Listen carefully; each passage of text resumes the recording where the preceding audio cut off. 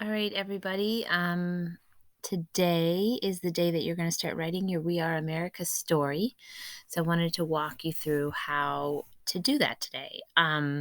Remember, this is the start of the book that we will publish. It'll look just like this book, but it'll say by the students of Greendale Middle School, and 30 of your stories will make it into the book. So what you're going to do with your class time today is number one, there is a draw it out worksheet. And I'll tell you about that in a second. Then you're going to decide which of the stories you've thought about so far, either from the Map It Out or your brainstorm, you want to write. You're going to need to get your Map It Out packet from the beginning of from the front of the room. Then you're going to need to answer the questions on page 3, and then it's time to write your story. So number one is the Draw It Out worksheet. All that I've done here is I'm asking you to circle any one sentence that's over on the left for each of the boxes here and make a little drawing of what that sentence means to you. I just want you to take the time to really understand what we're doing here. How does this connect to social studies, writing your stories? Well, the rest of the history that we're going to learn about this year is about reshaping America, and you need to take the time to reflect on your story and how it's going to connect to those stories. So 1, 2, 3, 4 different spots. I'm asking you to just draw a sketch of one sentence that you see on the left.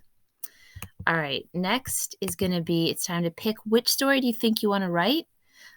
So we've got the brainstorm document, which is in Google Classrooms. I also gave you that Map It Out worksheet. And like I said, those are in the front of the room. And the Map It Out looks like this, right? It's a story map. And you either filled in these boxes here for a COVID-19 story, or you had a different story in mind. And the ones that I've looked at have been really great, have a great start to the story. Be sure you're reading this top section so you kind of know what the sections are, what the parts of your story are. So once you have that, and remember the piles are in the front of the classroom, I do need you to turn to page 3 of the packet, and there's just some things there to help you make your story just a little bit more developed, because you do have to get it to 300 to 600 words. And the questions are there just to really help you bring your story to life. You want to make sure that it's a story. It's not just, I'm writing this because I have to write it, but actually telling a story. And then finally, you can use the rest of your classroom time to write your story. In Google Classrooms, I have put a template for that. Your goal is to write at least 300 words. You cannot write more than 600 words. 300 words could take you 20 minutes to write, could take you 2 hours to write. It's going to depend on, it's your story, right? So skip around in the story. Start anywhere you want. Start at the end and then go back to the beginning.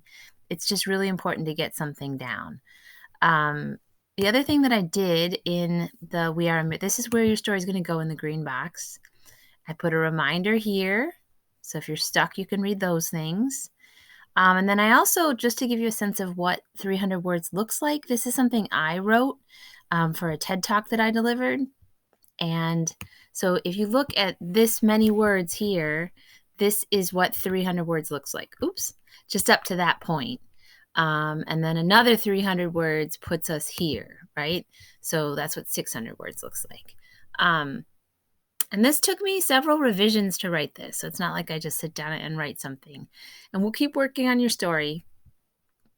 But definitely your job today is to get through all of those steps and to get something done. And make sure that at the end of the hour, you are turning it in. At the end of the hour.